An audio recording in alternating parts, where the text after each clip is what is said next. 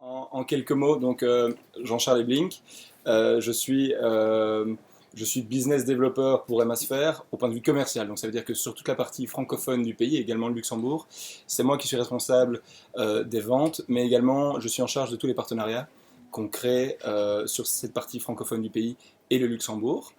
Ça fait maintenant un an que je travaille pour Hemasphere. J'étais historiquement dans un passé tout à fait différent, dans un commerce international, dans le trading de matières premières. Donc j'ai fait un virement à 360 degrés parce que j'ai trouvé vraiment que le produit était attirant pour quelqu'un qui, comme moi, est économiste mais pas financier, ni quelqu'un particulièrement spécialisé en IT. Le produit était très facile, très compréhensible et c'est un produit qui, pour un chef d'entreprise, prend vraiment son sens. Donc c'est vraiment quelque chose qui m'a attiré. C'est pour ça que j'ai rejoint les équipes depuis un an. Alors, Hemasphere, peut-être en quelques mots. Hemasphere, aujourd'hui, c'est une équipe de plus ou moins une grosse vingtaine de personnes. On est situé ici un peu plus loin, de l'autre côté en fait, de la rue André Dumont. Donc voilà un peu nos équipes. Euh, Vous reconnaissez quelques têtes probablement. On a une équipe de consultants qui sont vraiment des spécialistes du produit, une équipe qui développe tout ce qui est connecteur, ça veut dire la connexion entre les différents systèmes comptables et notre plateforme, et une équipe de développeurs. On reconnaît notre ami Renaud, qui se trouve justement ici.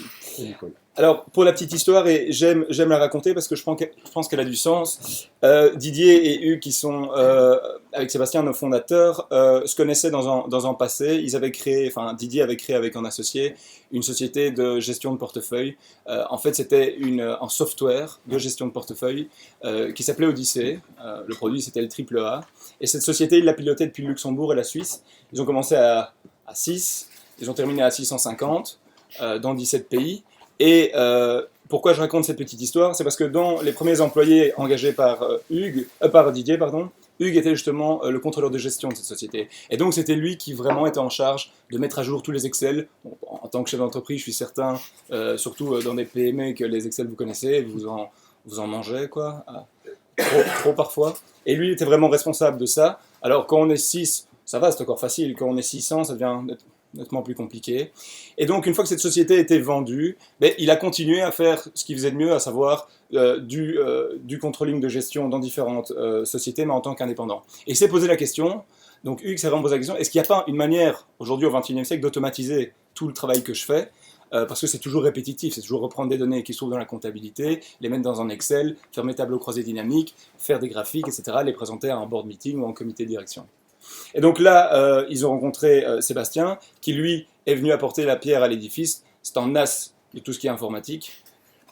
Tu le résumeras peut-être encore mieux que moi, Renaud. Mais le mot est faible et cette association à trois a permis de créer Hemasphere. Hemasphere a été fondée en 2013, donc fin 2013. Aujourd'hui, ça fait plus ou moins un an et demi qu'on commercialise notre solution. Elle est en continuel développement, hein, donc ça je vous le cache pas, c'est un peu comme vos entreprises, elles sont probablement en continuel développement. Et on a, pour information, donc je le disais justement à monsieur ici, on a aujourd'hui un engagement entre 550 et 600 clients. En fait, on a créé deux modules, donc un seul produit et deux modules. Le premier, c'est ma finance, et ça c'est l'analyse de vos chiffres actuels et de vos chiffres passés. On se base sur quoi? On se base sur votre comptabilité. Donc que votre comptabilité soit dans vos sociétés ou que votre comptabilité soit en externe chez une fiduciaire, ça ne change rien pour nous. On va se connecter là où est le fichier sur le serveur de la comptabilité. Okay. Le point de vue MA Forecast, c'est l'analyse également de vos chiffres futurs. Donc, en plus de l'analyse du passé et de l'actuel, vous allez pouvoir envisager déjà ce vers où vous voulez aller, ce vers où vous allez aller. Et donc ça, c'est vraiment ce que permet le module prévisionnel. Vous allez pouvoir créer des budgets, créer des business plans, des scénarios et les visualiser dans la plateforme. Pour ceux qui sont encore très attachés à Excel, pas de problème, vous pouvez continuer à faire vos budgets dans Excel, on peut les reprendre et les simuler dans la plateforme.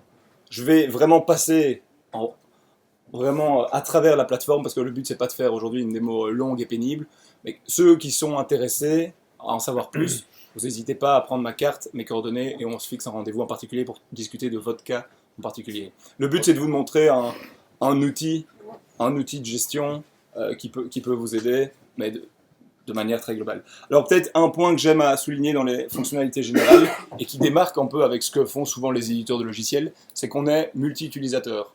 Ça veut dire que si vous, votre comptable, votre directeur commercial, votre maman, votre sœur, que sais-je, veut avoir accès à la plateforme, vous n'allez pas payer en plus. On est multi-utilisateur et ça prend tout son sens dans le nom de la société.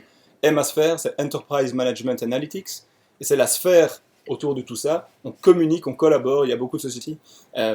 Collaborer au XXIe siècle, même dans des aspects financiers, c'est important pour prendre les décisions au bon moment. Donc ça, c'est vraiment clé. Et en dernier mot, pour être tout à fait complet, en guise d'introduction, pour voir comment ça fonctionne. En fait, c'est pas chinois. Vous avez le système comptable de votre société. Nous, on a développé un certain nombre de connecteurs. Donc, par exemple, on a les plus gros connecteurs en Belgique francophone, c'est Bob 50, Winbooks. Mais il y en a d'autres. Hein. En Flandre, c'est Exact, Yuki et Kluwer.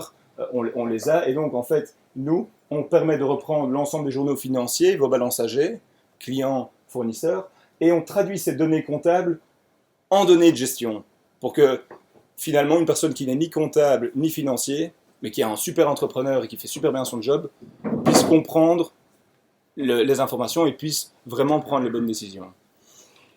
En plus de ça, on est capable de reprendre des fichiers qui sont sur des Excel. Évidemment, il faut qu'ils soient paramétrés de manière à ce que nous, on puisse les lire. Hein, donc ça, il n'y a pas de problème. Et on est en train de travailler, donc Renaud pourrait peut-être même vous toucher un mot là-dessus, sur toute la partie opérationnelle. Ça veut dire la partie qui n'est non plus financière, c'est la partie qui est liée à votre business au jour le jour. Le nombre d'heures prestées, le nombre d'heures que vous avez planifié sur un projet, en fait, ça a pris 50 heures de plus. Et toute cette partie opérationnelle va pouvoir être prise dans MASPHERE. Vous allez pouvoir cumuler les deux informations, donc financières et opérationnelles, dans une seule solution MASPHERE.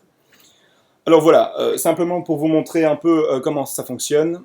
Donc vous avez un username et un password, vous vous connectez, et donc vous pouvez déjà aller choisir, donc si vous êtes administrateur, d'ailleurs ce qui est intéressant, si vous êtes administrateur de plusieurs sociétés qui ont MASPHERE, vous pouvez aller choisir la société que vous souhaitez aller analyser. Si vous n'avez qu'une société en tant que chef d'entreprise, vous ne verriez que votre société. Et donc ici, vous rentrez vraiment, vous rentrez dans votre environnement, et vous avez un certain nombre d'indicateurs de performance de votre société. Ça, vous pouvez même les modifier. C'est vous l'outil est assez flexible pour que vous puissiez choisir ce qui vous intéresse. Ce qui est intéressant, c'est que vous remarquez, vous avez des indicateurs qui sont purement financiers, mais vous avez aussi des indicateurs qui sont déjà moins financiers. Votre nombre de clients en year to date ici, c'est quelque chose qui ne provient pas de la compta et qui proviendrait peut-être d'un Excel ou une injection manuelle que vous avez faite. Ce qui est chouette, c'est que vous pouvez, au niveau visualisation, et là, je dois dire que c'est vrai qu'on peut se rapprocher d'un outil BI, vous pouvez voir vos différents revenus, votre marge, etc. Vous avez aussi un certain nombre de widgets où vous pouvez simplement cliquer. Vous voyez par exemple si calendrier de paiement client, on me doit de l'argent en 90 jours, qui me doit de l'argent, je clique, je vois qui me doit de l'argent, et si je veux aller au détail, et ça c'est peut-être, par exemple pour un comptable, c'est peut-être intéressant de voir ici les 123 000 euros qu'on me doit, je veux le détail de ce qu'on me doit, et je vois très clairement le détail comptable, donc on retourne à la comptabilité, pas besoin de connaître votre système comptable, en tant que chef d'entreprise, vous pouvez directement utiliser MASPHERE. Bon, vous avez la même chose pour les fournisseurs, vous voyez vos plus gros fournisseurs, vous voulez voir ce que vous devez à Deleuze, vous cliquez sur Deleuze et vous voyez l'ensemble des factures que Deleuze a émises pour vous. Au niveau de la trésorerie, c'est la même chose, vous avez l'évolution de votre trésorerie passée, mois par mois, et en parallèle, vous avez vos paiements clients. Donc ce qui est très intéressant, c'est que vous pouvez remarquer ici, j'ai ma trésorerie qui diminue, en fait c'est parce que j'ai moins de paiements en avril, quand je clique, je vois quel client m'a payé. Et si vous avez un client, et ça c'est le cas ici, qui représente une grosse partie de votre business, vous pourriez faire une simulation, tiens, et sans ce client-là, comment est-ce que se comporterait mon business? Donc vous pouvez voir, ah oui, ok, si je perds celui-là, donc voilà comment va évoluer mon business, enfin comment situe mon business. Donc ça c'est intéressant, c'est important. Sachez aussi, bon ça c'est un peu dans les caractéristiques, qu'à chaque endroit, si vous le regardez bien, à chaque widget, vous pouvez exporter vos graphes, vous pouvez les imprimer, vous pouvez même les commenter. Et j'insiste sur la collaboration, c'est intéressant, vous êtes chef d'entreprise, vous êtes à l'étranger, mais vous voulez voir un petit peu comment ça se passe. Il y a un de vos gars qui est ici et à qui vous voulez laisser un commentaire, vous pouvez lui laisser un commentaire sur ce tableau, soit en commentaire, soit lui assigner une action ou lui poser une question. Vous pourriez faire ça aussi avec votre comptable, lui poser une question, vous n'avez pas compris quelque chose, tiens, comment ça se fait que la situation est multi-utilisateur, donc votre comptable peut y avoir accès. Donc C'est vraiment très, très simple. Alors, au niveau du compte d'exploitation, ce qu'il faut retenir, c'est que votre compte d'exploitation, et c'est là que MaSphere a vraiment innové par rapport à, je dirais, un Excel de base, c'est que vous pouvez avoir votre compte d'exploitation sur 5 lignes, comme ici. Mais vous pouvez aussi déterminer un autre compte d'exploitation que vous voulez voir. Ça peut être, par exemple, par produit, ou en compte d'exploitation par client. Alors, je vous montre un exemple de compte d'exploitation. Ici, on voit différents clients et l'évolution mois par mois de ces clients. Et vous avez toujours l'historique. Donc, ici, vous avez votre historique. Et vous pouvez toujours aller cliquer. Par exemple, vous voyez ici en février, Planet Service m'a payé 13 000 euros. D'où viennent ces 13 000 euros? Je clique et je vois le détail de ce que m'a payé Planet Service. Ici, je le vois par nom de compte. Ça n'a peut-être pas beaucoup de sens pour vous. Peut-être que vous voulez le voir par produit. Quel produit est-ce qui a été acheté? Vous drop et draquez produits et vous voyez les produits qui ont été achetés. Donc vous pouvez faire une table pivot en 1 seconde sans avoir aucune connaissance informatique et sans devoir vous embêter dans un Excel longtemps à créer votre table pivot. Elle est faite automatiquement. Donc vous vous assurez le fait qu'il n'y a pas d'erreur parce que ça vient directement de la comptabilité. Bon, évidemment, on suppose que la comptabilité est bien en ordre. Comme dans toutes les sociétés. Comme dans toutes les sociétés, exactement. Et vous avez votre détail ici. Alors, vous pouvez voir donc différents PNL mois par mois, mais vous pouvez aussi voir votre PNL comparé à des autres périodes. Je prends un exemple ici. On prend par exemple vos revenus de maintenance. Bon, ici, c'est typiquement une société de service. Hein. C'est un compte d'exploitation d'une société de service. Chaque entreprise pourra adapter son PNL parce qu'on va pouvoir catégoriser les comptes. Et donc ici, par exemple, vous voyez ce qu'elle a fait en juin, ce qu'elle a fait en mai, la différence de mai à juin. On voit ce qu'elle a fait l'année dernière, à la même période, la différence. On voit ce qu'elle a fait depuis janvier, donc en year to date, cumulé de janvier à juin, ce qu'on a fait comme business. Et de nouveau, je pourrais cliquer et aller voir le détail. Et j'ai même le full year. Vous pouvez adapter les colonnes comme vous voulez. Vous pouvez les faire disparaître, les apparaître, les exporter, les imprimer. C'est vous qui choisissez. L'outil est assez flexible pour vous permettre de faire ce qui vous amuse ou ce qui vous intéresse. Ça, c'est vraiment important. Et ceci à tout niveau. Alors, pour ceux qui veulent avoir plus de détails sur leurs revenus ou sur leurs coûts, on a même fait une distinction entre revenus et coûts. Où là, par exemple, voilà, tiens, où est-ce que j'ai gagné mon argent? Bon, ici, j'ai certains indicateurs que je veux voir apparaître. Je pourrais même les modifier, aller en choisir d'autres. Hein, ça, c'est vous qui choisissez les indicateurs. Et ici, vous voyez vos revenus par client. Et vous voulez voir vos revenus par produit, par exemple. Ben, vous faites une analyse de votre chiffre d'affaires par produit. Et vous dites, tiens, mon produit M, comment est-ce qu'il a évolué? Oula, j'ai fait pas mal de revenus en décembre. D'où est-ce que ça vient? Je clique. Ah, mais d'accord, je vois le détail. Et si je voulais voir le détail plutôt au point de vue comptable, il suffirait simplement d'aller cliquer ici sur le mois de mai, les 135 000, et de nouveau, j'ai la même présentation où je peux drop, draquer, etc. Donc assez facile. La même philosophie pour les coûts. Et puis vous avez le bilan. Alors le bilan, c'est aussi intéressant. Vous avez un bilan dynamique. On ne dirait pas comme ça, hein. Je vous assure qu'il est dynamique. En fait, vous avez votre situation en juin, parce que c'est la situation que vous regardez ici, donc c'est vous qui choisissez la situation que vous allez analyser. Et vous avez la situation fin de l'année dernière, décembre, mais bon, ici c'est décembre 2015, et fin de l'année d'avant. En bleu, le passif, en vert, vos actifs. Typiquement, vous dites par exemple, tiens, mes fonds propres, ça représente 47% de mon passif en juin 2016. Je veux les comparer à ce qui a été fait en 2015. Je clique, je compare. Je veux les comparer à ce qui a été fait en 2014. Je clique. Et sur 2 années et demie, je peux comparer mes fonds propres en un clic. Il ne faut pas avoir fait Bac+5, hein, je vous assure. C'est vraiment très, très user-friendly. C'est vraiment l'objectif. C'est que vous puissiez, en un clic, avoir un ensemble d'éléments. Et pour ceux d'entre vous qui seraient attachés à avoir un bilan plus traditionnel, voilà le bilan traditionnel qui vous permet de voir votre situation au mois le mois, toujours comparé à votre situation en fin d'année dernière et en fin d'année d'avant. On reprend 2 années d'historique, en général. Pour ceux qui ont des demandes spécifiques, sur 4 ans, on peut le faire. Juste une question de coût. Mais sinon, dans notre pricing général, c'est 2 ans d'historique. La trésorerie, ça c'est le nerf de la guerre. Pour toutes les PME. Donc ça, c'est certain que pour vous, c'est le même cas. Ici, vous avez des indicateurs de trésorerie que vous pouvez faire apparaître, et vous pouvez contrôler votre trésorerie au mois par mois. Quand vous vous posez la question, mais où est passé mon argent? Je ne comprends pas ce mois-ci. On avait commencé, on était bien, et là maintenant on est... Prenons un exemple, tiens, le mois de mai, où est passé mon argent? Je me positionne en mai. J'avais 543 000 euros en début du mois, et il me reste 359 000 euros en fin de mois. Ben maintenant, vous avez la réponse. Vous avez encaissé 16 000 euros. Vous cliquez, vous voyez là où vous avez encaissé votre argent. Et vous avez aussi des sorties opérationnelles de trésorerie, donc des sorties de trésorerie, quoi. Ici, c'est 186 000 euros. Et vous voyez, ben voilà, ce qui vous a coûté fort cher, c'est vos fournisseurs, apparemment. Et puis vos rémunérations employées. Et puis vos loyers. Alors pour ceux qui sont multi-entités, donc, ou qui seront multi-entités, ce que je peux vous espérer, c'est qu'on gère aussi tout ce qui est consolidation de société, donc ça c'est très important. Et donc, bon, ici on n'a pas le cas d'une société consolidée, on a le cas dans une société simple entité, mais s'il y avait une multi-entité, on gère également les mouvements interco. Vous pouvez faire un ajustement manuel pour annuler les interco. Bon, ça c'est peut-être un peu plus spécifique, mais donc c'est là qu'on se démarque d'un outil purement BI, c'est qu'on va pouvoir gérer aussi des aspects de gestion qui sont probablement très importants dans des sociétés multi-entités. Bon, ici, typiquement, en historique du calendrier de paiement client-fournisseur, intéressant de constater ici dans l'exemple, vous êtes payé à 87 jours. Pas dingue. La bonne nouvelle, c'est qu'en parallèle, vous voyez qu'à la même période, vous payez vos fournisseurs à 116 jours. Donc ça, c'est la bonne nouvelle. Maintenant, moi, en tant que conseiller, je me poserai la question combien de temps vous allez conserver vos fournisseurs. De nouveau, le directeur financier pourrait ici émettre un commentaire au directeur commercial ou à une autre personne dans l'entreprise pour poser des questions et faire en sorte qu'il y ait des actions qui soient prises par rapport à ça. Ça, c'est vraiment l'objectif. Vous pouvez trier sur n'importe quel client, voir la situation et de nouveau avoir vos graphiques comme vous le voulez. Et puis, de nouveau, de manière plus traditionnelle, en flux de trésorerie, assez simple. Alors ici, ce que j'aime vous montrer, et ce qui est intéressant, c'est que quand je prends une situation, ici vous avez toutes les situations que vous pouvez imaginer, penser et créer. Donc une situation comptable, par exemple accounting, si je prends la situation comptable, c'est une situation qui va respecter au doigt et à la lettre ce qui se trouve dans votre compta.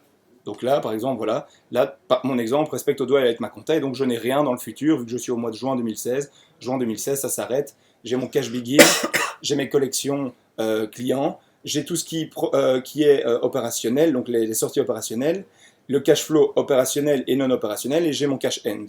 Donc j'ai vraiment ma situation. Par contre, comme on est également un outil qui fait de la prévision de trésorerie, on peut, et donc j'ai créé une situation pour l'événement, où j'ai simulé comment allait se comporter ma trésorerie dans le futur. Et donc vous pouvez, tous, avec Emasphere de manière très simple, simuler dans le futur où est-ce que vous allez vous y retrouver au niveau de votre trésorerie dans le futur. Et donc ici, clairement, j'ai une situation de cash où je vois poste par poste certains éléments qui ont été complétés au niveau de mon cash forecast. Le but, c'est pas de vous expliquer comment on le fait aujourd'hui. S'il y a un intérêt, de nouveau, on peut en discuter. Sachez que c'est possible. Vous pouvez prévoir. C'est intéressant. Je vais prendre un exemple. Il y a beaucoup de jeunes sociétés. Vous n'êtes pas assez capitalisé, vous voulez faire une augmentation de capital. Trésorerie prévisionnelle peut être intéressant. Vous voulez faire un nouvel investissement. Est-ce que je le fais aujourd'hui ou est-ce que je l'étale sur plusieurs périodes ? Peut-être que si je le fais aujourd'hui, ma trésorerie ne tiendra pas le coup dans les mois qui suivent. Donc je peux vraiment faire un autre exemple. J'ai des clients qui doivent me payer à 60 jours. Et je sais que systématiquement, ces 3 clients me payent à 90 jours. Je vais pouvoir les mettre à 90 jours, les étaler de nouveau à 90 jours et voir si ma trésorerie tient le coup ou pas. Et si elle ne tient pas le coup, peut-être que je devrais faire un straight loan à la banque, peut-être que je devrais prendre des dispositions pour résister, parce que sinon, je vais droit vers le mur, quoi. Donc ça, c'est vraiment très important. Et alors, je terminerai cette démonstration de manière assez courte, simplement pour vous montrer ce que l'outil permet de faire au niveau budgétaire, donc au niveau du futur. Donc au niveau budgétaire, vous avez un peu... je vais juste reprendre une situation ici, voilà. Vous avez un peu le même style de layout, ce qui permet aussi à l'utilisateur de se familiariser très rapidement avec la solution. Donc vous avez de nouveau des indicateurs que vous déterminez.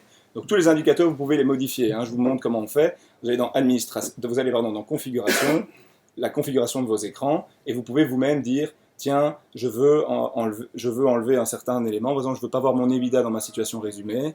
Je veux voir ma position cash. Vous allez pouvoir aller chercher, ou par exemple votre dette financière, hop, je peux aller chercher mes dettes financières, automatiquement, vous avez vu, le KPI a été modifié. Ce qui est intéressant, c'est que vous avez aussi tout sur une application web. Sur l'application web reprend tous les indicateurs, et donc que vous avez mis ici en plan sur votre ordinateur ou sur votre tablette. Donc ça, c'est très utile. Vous pouvez même être à l'étranger en déplacement, chez vous, le samedi matin, avant que vos enfants et votre femme se réveillent, et vous pouvez... ou votre mari, je sais pas, non, il n'y a que des hommes ici, ouais. Et vous pouvez, à part toi, excuse-moi, et vous pouvez voir votre situation. Donc vraiment, de manière très simple, synthèse financière, vous avez exactement la même chose ici sur l'application. Et donc, regardez comment ça fonctionne. Tiens, quel est mon EBITDA? Je clique sur mon EBITDA. Le temps que ça charge sur une 4G. Ouais. Et vous avez vraiment votre évolution mois par mois. Et vous pouvez aussi laisser des commentaires, poser des questions, etc. Donc, accessible pour tous. Alors, je reviens à mon point sur, donc sur le futur. Donc, vous pouvez faire différentes comparaisons et vous pouvez vous créer vos budgets, vos révisions budgétaires, vos scénarios, ce que vous voulez dans la plateforme. Donc, je vous montre un exemple. Vous allez ici dans l'atelier prévisionnel, dans Input financier, et vous allez rajouter un budget. Alors, on va l'appeler WE, comme ça. On va dire, par exemple, qu'on fait un budget sur 2 ans. C'est un exemple, hein. On fait ce qu'on veut. Hein. Et vous allez, ce qui est intéressant pour les directeurs financiers ou ceux qui ont la fibre un peu plus financière ici, c'est que vous pouvez revenir en arrière. Donc tous ceux qui ont un peu de retard peuvent directement reprendre les éléments en retard. Et ici, je prends un exemple, je commence en janvier 2017, ça, je suis bien en retard quand même, et je vais jusqu'en décembre 2018 et je vois comment, ce vers quoi je vais. Alors, 3 possibilités. Soit vous partez de la compta comme base, donc vous reprenez tout ce qui est dans votre compta comme base, donc vous partez pas de rien. Vous pouvez reprendre le dernier exercice ou les 12 derniers mois. Soit vous partez d'une précédente prévision, et là, typiquement, un chocolatier, c'est un exemple, mais un chocolatier, en décembre et en avril, pour peu que Pâques tombe en avril, il va probablement plus ou moins faire des bons chiffres d'affaires, des chiffres d'affaires en tout cas plus élevés qu'en août et en septembre. Eh bien, lui, il pourrait, par exemple pour avril, il pourrait aller rechercher sa situation de décembre, pour voir un peu, pour faire sa prévision. Ou vous pouvez partir d'une feuille blanche pour tous les entrepreneurs qui ici doivent vraiment partir de rien, n'ont pas particulièrement d'idées précises, ils peuvent partir d'une feuille blanche. Si je prends la compta, la machine va automatiquement, sur base de l'historique passé, me créer un prévisionnel. Le voilà. Donc ce qui est bien, c'est que vous ne partez pas de rien, vous avez une base. Et la base, donc ce qui se trouve ici dans cette colonne, c'est vous qui l'avez déterminé. Donc les catégories que vous voulez voir, ça c'est vous qui le faites. Nous en fait, ce qu'on fait, c'est que vous avez des comptes qui sont dans votre compta, et nous on catégorise ces comptes, et ces catégories on les met dans des ranges. Donc ça vous permet de voir exactement ce que vous voulez voir, et même si vous n'y connaissez rien en compta, vous n'avez pas besoin. Nous ce qu'il nous faut simplement, c'est que savoir que de numéro 60001 à 61002, on le met dans telle catégorie. Et s'il y a un nouveau compte qui arrive, ben, il tombera immédiatement dans cette catégorie et donc il apparaîtra, vous le verrez de cette manière-là. Donc ici, vous avez donc catégorisé votre PNL de cette manière et vous pouvez dire ce que vous voulez faire. Donc vous avez 2017 et 2018 et le template va vous permettre de modifier des éléments en 2017 et en 2018. Comme ça, vous ne devez pas aller une fois dans 2017 et une fois en 2018. C'est un petit peu agaçant de répéter la chose. Là, vous pouvez vraiment faire tout dans le template. Exemple, je dis en 2017 et en 2018, je vais avoir de la maintenance. Hop, je vais aller sur pour 3,5 millions de revenus et pas 2,4 millions. Eh ben, je mets 3,5 millions. J'update et automatiquement, en tenant compte de la saisonnalité passée de mon business, il a modifié mes mensualités. Donc, si j'avais eu un boom au mois d'avril et au mois de décembre, j'aurais eu un boom en décembre et en avril. Proportionnel. Hein. Donc ça, c'est un algorithme qui le calcule. Un autre exemple, on pourrait aller, je vais prendre un exemple assez facile, vous augmentez vos salariés de 2% chaque année. Chouette boîte. Vous mettez un pourcentage de 2% ici, et vos 216 000 en janvier deviennent en 2017 221 000 automatiquement. Et en 2018, normalement, il y a encore 2% qui sont rajoutés, 225 000. Donc, facile. Et alors, je dirais un troisième scénario qui peut être intéressant. Quand vous êtes dans une année, vous pourriez avoir un élément que vous voulez faire, engager des employés, changer de contrat d'électricité, créer un nouveau bureau. Je sais pas. Donnez-moi un exemple. Par exemple, tu pourrais me donner un exemple d'une modification que tu aimerais faire et que tu aimerais bien envisager pour ton business. Engager une équipe commerciale. Ok, combien de personnes? Engager 2 personnes. Ok. Eh ben, en 2017, Edouard veut engager 2 personnes. Donc, ce qui est intéressant, c'est que déjà, tu peux enlever la base. Donc, en enlevant la base, c'est que tu peux travailler juste sur 2017 de manière apurée, de manière simple. Et donc, si tu veux engager une équipe commerciale, on va créer cet ajustement. On va mettre engager, on va essayer de bien l'écrire, 2 personnes en commercial, en sales. Alors déjà, ce qui est chouette, c'est que tu peux aller le mettre dans ton département sales et marketing. Donc on gère tout ce qui est forecast par analytique. Si vous n'avez pas d'analytique, pas de problème. On gère aussi le forecast sans analytique. Donc si on gère avec analytique, on gère sans analytique aussi. Donc on peut sauver cette situation, voilà, engager 2 personnes en sales. Et donc pour engager ces 2 personnes en sales, tu vas devoir les payer. Hein. Donc Souvent, ouais. quel salaire tu vas leur donner? Peut-être 50 000 euros. Ok. Mais par mois? Oui. Moi je viens, hein, je postule. Je change, ne le dites pas à Didier. Mais donc ici, bon, on va ajouter un montant récurrent pour le fait que tu engages 2 personnes. Imagine tu les engages à partir du mois d'août, hein, et tu vas les payer, je sais pas moi, 8 000 euros. Pour prendre un exemple. Ce qui est intéressant, c'est que tu souhaites toujours les avoir j'imagine fin 2018, hein, tu espères qu'elles seront toujours là. Sinon, tu peux les avoir momentanément, hein, ça c'est toi qui vois. Et elles vont aussi, je suppose, bénéficier des 2% d'augmentation que tu octroies à tous tes employés, c'est ce que j'avais défini. Donc tu vas appliquer le taux d'évolution. Eh bien c'est simple, on va créer ça. Automatiquement, les 8 000 euros viennent se mettre en salaire et charges. Je vois directement l'impact sur mon coût lié au personnel, mes coûts opérationnels, mon EBITDA et mon résultat net. Ce qui est intéressant, c'est qu'automatiquement en 2018, si je vais en 2018, je vois aussi que ces 8 000 euros se sont transformés en 8 160 euros. Il a bien tenu compte des 2%. Ça, c'est chouette. Alors, ces 2 personnes que tu engages, tu espères qu'elles vont quand même être rentables. Après combien de temps? 4 mois. 4 mois. Ok. Donc, je crois que je les avais engagées, je les ai engagées en octobre. Donc, je les ai engagées en août, oui, tu as raison. Merci. Donc, disons qu'en novembre, elles me rapportent, imaginons qu'elles vendent quand même pas mal de maintenance, à partir du mois de novembre, ben, j'ajoute un montant récurrent. De nouveau, c'est grâce à ces 2 personnes engagées.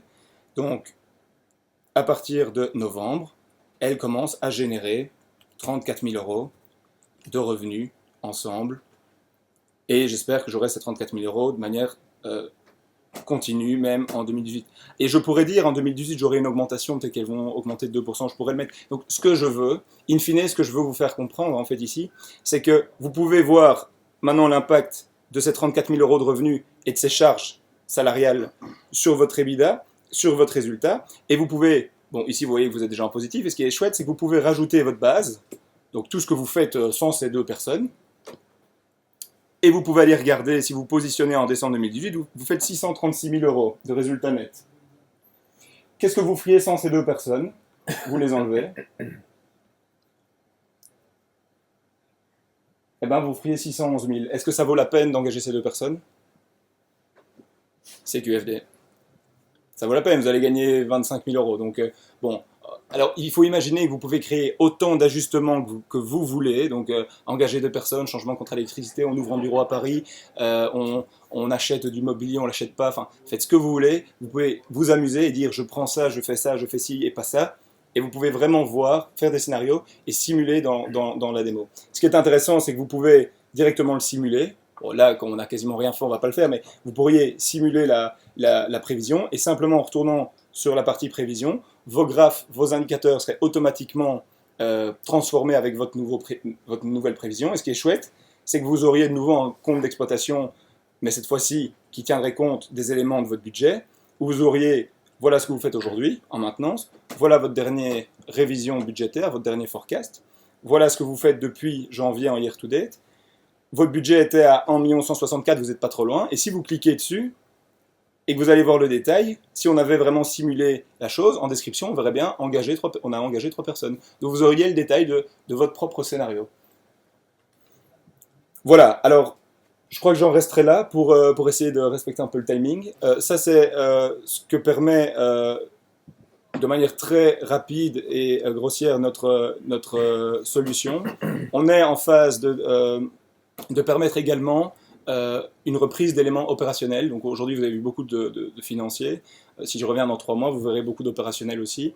Et ça nous permettra vraiment de conjuguer des éléments financiers avec des éléments opérationnels, ce qui prendra tout son sens pour une entreprise, parce qu'on est bien d'accord qu'une entreprise, c'est du financier, mais c'est aussi des hommes, et des hommes, c'est de l'opérationnel. Et donc, ces 2 éléments pouvant être combinés, vous allez pouvoir vraiment avoir une vue d'ensemble dans Emasphère de ce vers quoi vous voulez aller et de ce que vous avez comme résultat. Voilà, j'espère que ça vous a intéressé et n'hésitez pas à nous poser des questions. Merci encore à notre hôte pour cette démo. J'ai une petite question Ouais. justement liée à ce qu'on vient de voir juste à la fin avec le prévisionnel. Est-ce que par rapport au prévisionnel, il y a moyen aussi de comparer a posteriori pour voir si en fait le prévisionnel a bien calqué la réalité? Donc vous Faire un suivi du prévisionnel mais qui ne devient plus un prévisionnel, mais bien... Donc vous voudriez voir, par exemple, vous avez enregistré un forecast et vous aimeriez bien voir si vous l'aviez bien suivi, etc. Ouais. Oui, en fait, ça, c'est quelque chose que... Bon, ici, aujourd'hui, vous voyez ici, vous avez votre dernier forecast. Donc, si j'allonge la colonne, on peut voir le dernier budget que vous avez créé. Donc, ça, c'est une révision de votre budget, en fait. Hein. Oui, c'est ça. Et donc, ça, c'est vraiment... et vous voyez vraiment, est-ce que vous le suivez par rapport à votre budget. D'accord, oui, juste... Donc, ça, c'est vraiment... Ce vers quoi on va également, c'est qu'ici, vous voyez... beaucoup dans nos tableaux, vous voyez des périodes ici au-dessus, mais vous allez pouvoir changer vos titres et par exemple, ici avoir un certain nombre, par exemple, imaginons que vous ayez vos produits à gauche et à droite vos magasins, pour prendre un exemple, par exemple, où vous pourriez avoir vos clients et vos zones géographiques. On a des clients qui nous demandent aujourd'hui, je pense entre autres on travaille avec un port, ils nous demandent de voir ces types de marchandises par entrée, par zone de stockage, etc. Donc ça, c'est vraiment des choses que vous allez pouvoir faire. Et le vrai but des MassFair, et c'est ça qu'il faut comprendre, c'est que ce n'est pas une solution, vous allez devoir nous appeler dès que vous voulez faire une modification. Vous pouvez nous appeler, on le fait volontiers. En régie, il n'y a pas de problème. Mais le vrai but, c'est que l'entrepreneur, il n'a pas le temps, il n'a pas nécessairement l'argent toujours non plus d'investir dans une solution coûteuse, lourde, etc. Ici, vous êtes dans le club, donc c'est nous qui hostons, vous hostez rien. Deuxièmement, vous pouvez à tout moment modifier les éléments comme vous le voulez. Et vous avez, ça c'est vrai que c'est peut-être intéressant de noter, au niveau guide utilisateur, vous avez tout en ligne aussi. Et donc si vous ne vous rappelez plus, tiens, je ne me rappelle plus comment je dois catégoriser mes comptes, eh ben, vous allez simplement ici, comment gérer mes catégories de comptes, et hop, vous avez le détail en grand qui vous explique comment faire, quoi. Vous avez en plus des guides utilisateurs papier qu'on peut vous transmettre, mais on n'est plus du tout de leur papier, hein. On est à l'heure du digital. Gérer le multidevise. Oui, on gère le multidevise, donc ça c'est une... Peut-être vous montrer alors, pour répondre à votre question, ce qu'on fait au niveau de la conso.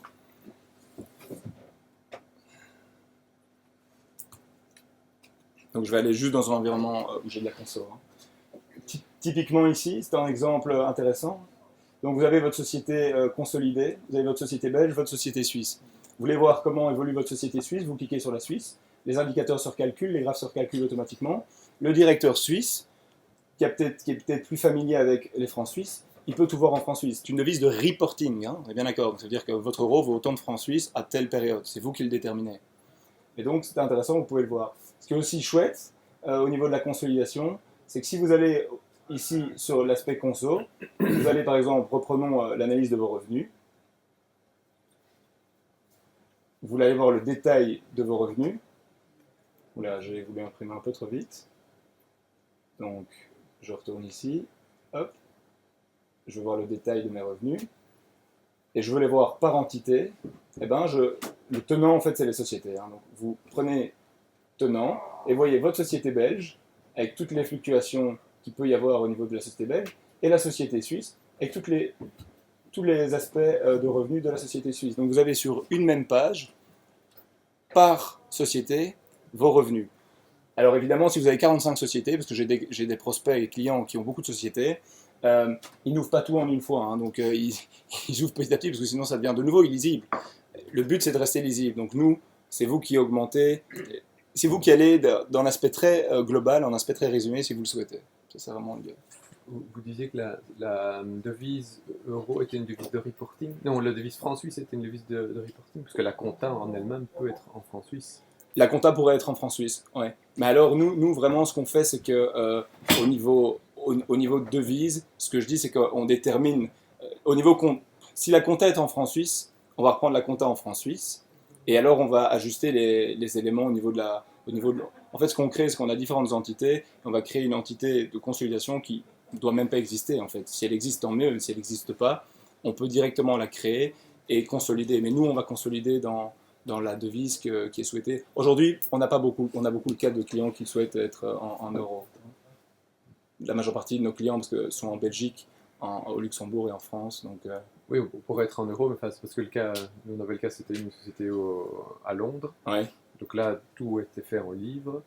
Donc on récupère les données en livres. Et alors quoi, le changement se fait Mais alors là, à vous, l'entrée du système pour une conversion en euros. Alors. là, en fait, vous allez devoir déterminer je dirais quel rapport a le pound par rapport à l'euro à telle et telle période. Ça, c'est vous qui allez le déterminer. Mais pour D'accord. l'entité de consolidation.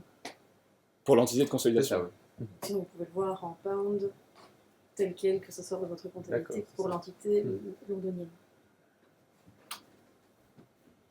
Quand les données qui ne sortent pas de la compta, comment on les importe Sous forme de fichiers CSV ou d'Excel. Donc ça, bon, si vous avez des ERP par exemple, normalement ils sont, si je ne me trompe pas, toujours très souvent traductibles dans un fichier Excel et CSV. Et donc c'est vous qui déterminez. La manière de travailler est différente. En compta, c'est nous qui automatiquement reprenons vos données quand vous dites « j'aimerais bien qu'Emasphère reprenne mes données ». Au niveau opérationnel, c'est vous qui déterminez « je veux tel flux de données », c'est vous qui importez le flux de données sous forme de fichier CSV.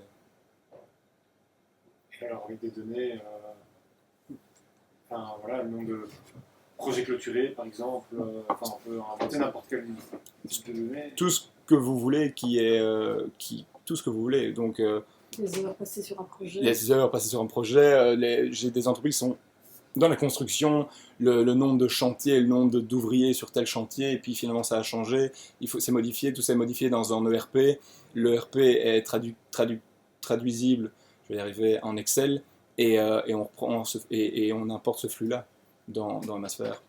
Donc ça, peut-être que toi tu as plus d'infos là-dessus. Je sais pas travailler de près là-dessus, mais enfin en gros on peut définir le format d'un plan de CSV, définir quels sont les colonnes pour importer.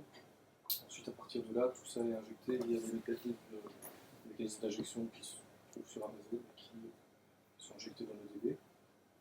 Et puis à partir de là, on peut créer par exemple des variables, créer des KPI qui vont pouvoir customiser, afficher dans les différentes pages. Tout ça va très bientôt pouvoir s'intégrer aussi au tableau de PNL, etc. Donc, pouvoir créer des variables, on peut déjà, mais c'est pas encore en production, mais créer des variables qui vont mixer des données financières et des données non financières avec des types d'expressions, etc. C'est peut-être pas très business, c'est un peu technique, je suis désolé, mais Non, mais c'est Par rapport à ça. Il y a des vrai. techniciens aussi. Oui, Oui, mais oui. Et donc voilà, et l'idée c'est que tout ça s'intègre bien avec aussi les données financières. Pas de projet de passer vers des API plutôt que des exports, fichiers Excel, etc. Il n'y a rien qui l'empêche. Aujourd'hui, on a une première version qui permet d'injecter des fichiers CSV qu'on a définis dans un écran de définition de flux de données. Après, il n'y a absolument rien qui empêche d'injecter ça autrement. Nous, on utilise des API en JSON, ça peut très bien être injecté en JSON. Oui, on a aussi un réseau de partenaires qui naturellement peut nous aider et qui, pour certaines demandes clients, va créer ce type d'API pour reprendre les données automatiquement depuis le RP du client. Ça coûte combien? Oui, je vais y venir tout de suite. Il y a encore des questions techniques ou je viens tout de suite. Hein. J'avais une question, comment est-ce que vous faites pour gérer les différences entre la comptabilité et le rapport? Je vais peut-être expliquer, c'est qu'on a utilisé un outil de ce genre-là. Oui. Et une des grosses difficultés qu'on avait, c'était qu'on avait fait tous des matchings effectivement avec nos comptes. Malheureusement, c'est pas toujours aussi simple de dire que c'est de 60 à 61, de 62 à 63, c'était parfois qui bloquent l'un l'autre. Et puis alors on se retrouve parfois avec le comptable qui utilise un nouveau compte ou qui change de compte, etc. Et donc on se trouve avec le résultat de la compta qui n'est pas le même que le tableau de bord. Et donc là on commence à galérer. Donc là, est-ce que là vous avez trouvé, imaginé une solution un peu Je vais vous montrer comment plus simple? Je vais vous montrer comment on fait. Je vais voir si ça répond un peu à votre question en tout cas. Donc au niveau de l'administration, vous avez ce qu'on appelle la catégorie des comptes. Et donc là, c'est un peu plus technique, hein, mais bon, comme la question est un peu plus technique, je me permets. Donc, vous avez vraiment ici le plan comptable belge, typiquement, avec un certain nombre de numéros de compte. Alors si par exemple, je prends ici, c'était un bon exemple, ici les 420, emprunt subordonné, et puis tout ici le 420-30, administrateur et gérant d'entreprise, etc. Tout ça est dans dette à plus d'un an échéant dans l'année. Mais peut-être que pour vous, vous voulez le voir ailleurs, et donc vous pouvez aller choisir la catégorie dans laquelle vous allez mettre ce numéro de compte. Donc c'est vous qui choisissez la catégorie. Peut-être que pour votre business, vous allez le mettre dans une catégorie et que monsieur à côté, pour son business, le mettra dans une autre. Je prends toujours l'exemple d'une agence, une agence de voyage. Ils partent en voyage samedi, dimanche à Barcelone pour faire un city trip. Mais c'est un city trip où ils vont essayer des hôtels, etc. Et donc ça fait partie du business normal. Tandis que si vous le faites, c'est plutôt un frais exceptionnel. Vous partez en city trip entre collègues et ce sera classé dans un autre élément. Donc, vous le verrez différemment. Alors ça, c'est la première partie de la réponse à la question. La seconde partie, c'est que si vous travaillez, par exemple, en forecast sur base de comptes, nous, on travaille sur base de catégories. Donc ça veut dire que si vous changez les comptes, nous, on va pouvoir, même si vous rajoutez un compte, comme il sera de tel numéro à tel numéro, il va aller dans telle catégorie, il sera automatiquement pris dans la catégorie. Pas de problème. Si vous travaillez sur base de catégories, au niveau... Où est-ce qu'on voit donc là, le fait que c'est 2A? Ici, c'est simplement... On voit juste un numéro de compte. Le numéro de compte de la première colonne, c'est le compte de la compta. Ouais. Et puis après, c'est les catégories. La description du compte, et puis après les catégories dans lesquelles vous... Et ça, vous pouvez même vous créer des catégories. Hein. Donc ça, c'est les catégories qui sont dans la bibliothèque actuellement. Vous pouvez vous en créer vous-même des catégories. Donc ça, c'est vraiment tout à fait configurable. Et la première colonne, c'est vous qui la déterminez ou est-ce que vous allez la chercher dans la compta? Ça, c'est le plan comptable belge. Hein. Donc ça, c'est simplement le plan comptable belge, hein, la première colonne. Oui, mais la compta peut avoir... ça peut être le 431. Oui, ça vient c'est le connecteur qui prend l'information dans votre comptabilité. Dans la compta, hein. Donc par exemple, s'il y a un compte qui n'est relié à rien, il va être dans la liste, mais il va être dans la liste, mais relié à rien. C'était ça, c'est ça la question notamment. Et parfois, ça tombe inversement, ça pourrait tomber dans une catégorie. Ouais, c'est ça. Oui. Et un numéro de compte, si vous travaillez par catégorie, vous pourriez avoir un numéro de compte et créer un numéro de compte vraiment dans lequel vous avez rien du tout, quoi. On a le cas d'une cliente qui fait ses budgets par compte, et donc elle doit importer son Excel, donc elle doit continuer, si elle change compte par compte, et qu'elle fait du prévisionnel compte par compte, eh ben, elle va devoir importer cet Excel dans MassFair. Et si le compte n'était pas créé, ben, il va tomber sous une catégorie et il va être créé automatiquement. Un autre peut-être point sur l'implémentation, si jamais vous utilisez une fiduciaire pour votre comptabilité, c'est le cas, on a demandé à la fiduciaire d'utiliser MassFair pour notre comptabilité, même si la fiduciaire dans son ensemble n'utilise pas MassFair pour toutes ses sociétés. Et pour autant, effectivement, que le connecteur existe, en une journée c'était fait, ça n'a pas posé de problème à la fiduciaire, ils nous ont rien facturé, donc nous on a pu pouvoir maintenant on a MassFair, même si la fiduciaire n'utilise pas MassFair pour tous ses clients. Et globalement, en un jour, on a les données, si le connecteur existe, et après on passe quelques heures avec une consultante ou une formatrice pour effectivement faire le fine-tuning des différents comptes, des différents ajustements, pour que ça colle à notre comptabilité analytique. Donc c'est très rapide. Oui, donc ça c'est aussi, c'est vrai que c'est un élément important. Alors pour parler de prix, donc ça fait partie justement de nos atouts, je pense, c'est qu'on est aujourd'hui sur tous les connecteurs standards, on est opérationnel en quelques jours. Et quand je dis quelques jours, c'est le temps de mettre ça dans les plannings des consultants. Sinon, reprendre vos données et vous les mettre de manière opérationnelle, on parle quasiment de quelques heures. Donc c'est très automatique. On a un prix, c'est une souscription annuelle. On loue la plateforme, qui dépend non pas du nombre d'utilisateurs, vu que c'est multi-utilisateur, mais on part du principe le prix varie en fonction du chiffre d'affaires de la société. Donc, en fonction de votre chiffre d'affaires, le prix est différent et on a des tranches. Donc, on a des sociétés qui font moins d'1 million d'euros, qui sont nos clients, et ces sociétés-là vont payer 1 200 € par an pour la partie financière, et 1 800, c'est 1 200 ou 1 800, donc 1 200 plus 600 pour la partie forecast.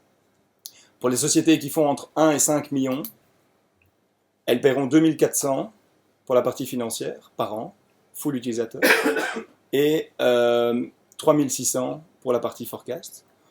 Ensuite, il y a les sociétés qui font de 5 à 20 millions.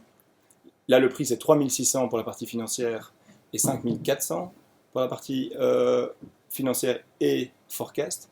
Et puis, on a les sociétés qui vont de 20 à 50.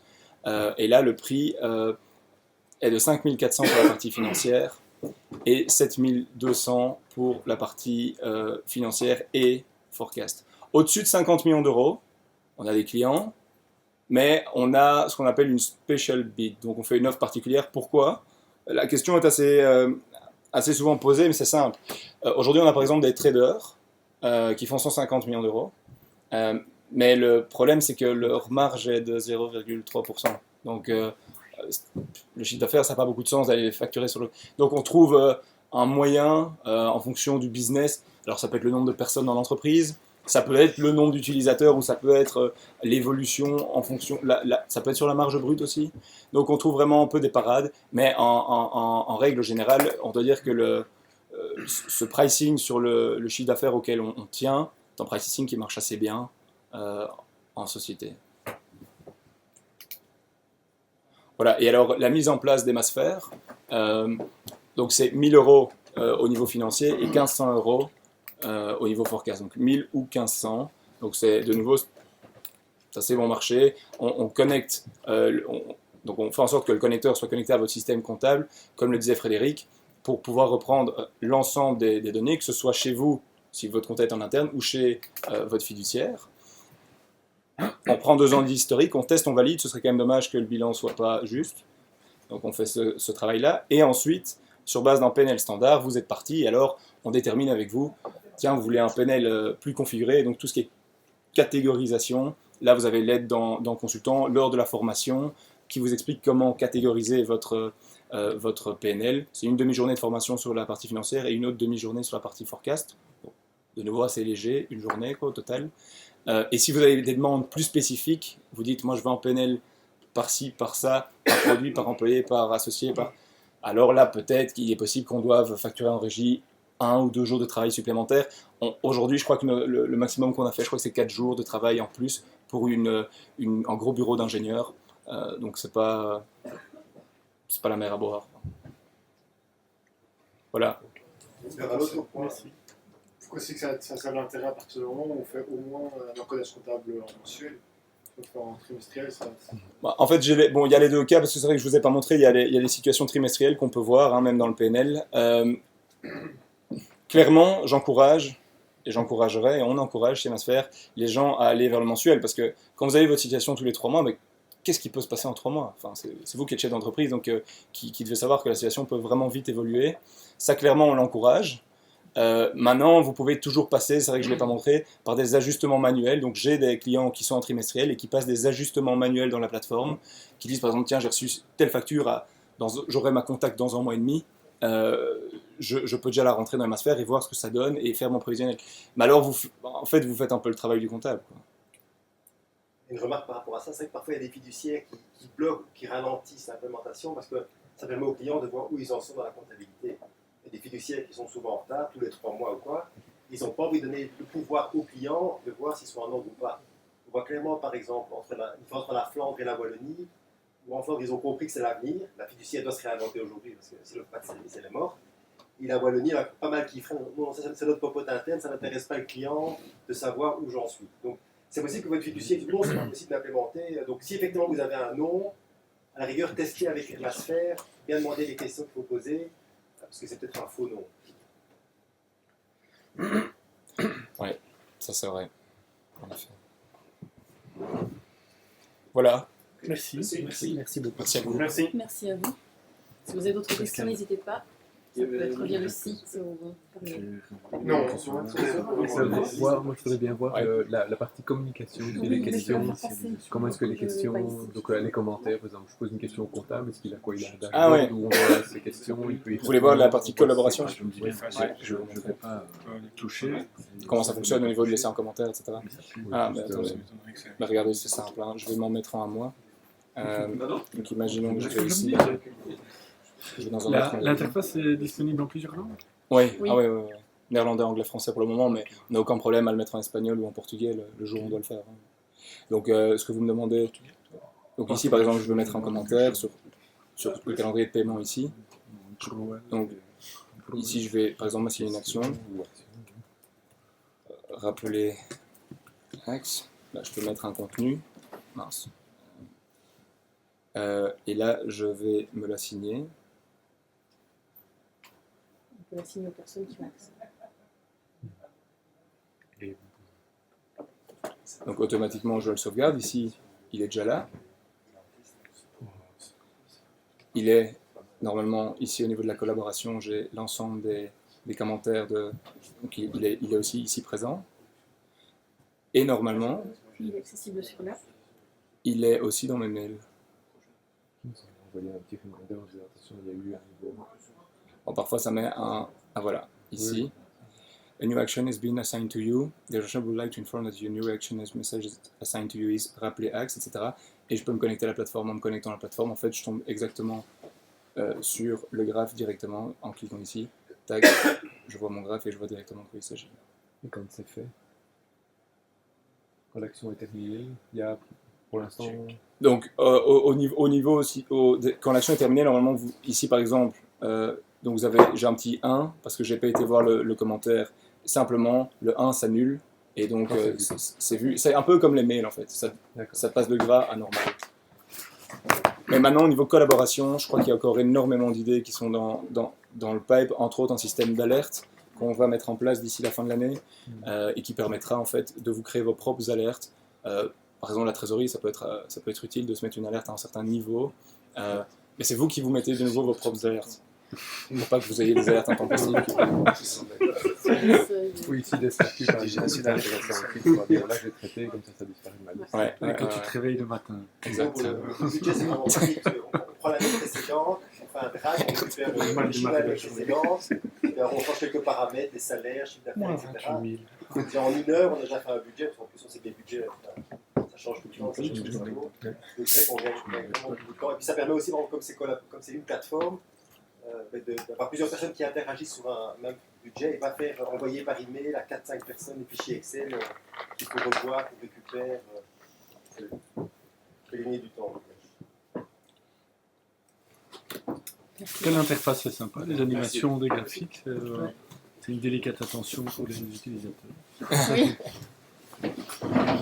Merci bien. Voilà. Merci.